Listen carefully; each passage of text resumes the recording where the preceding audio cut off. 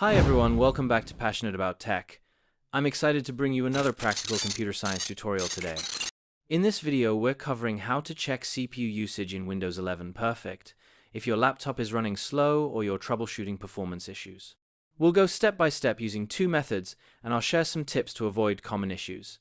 Let's check your CPU usage stick with me, and let's get started. Alright, let's dive in. First, let's use Task Manager. Right-click the Start button, that Windows icon on your taskbar, and select Task Manager. Click the Performance tab on the left.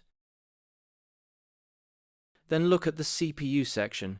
You'll see the usage percentage at the top, like 30% or 80%. For more details, let's try Resource Monitor. In Task Manager, click Open Resource Monitor at the bottom. In the new window, go to the CPU tab.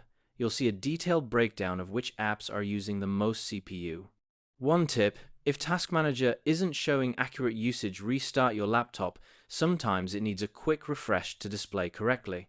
That's it for today's tutorial. If you found this helpful, please hit that like button and subscribe to Passionate About Tech for more awesome tech tutorials.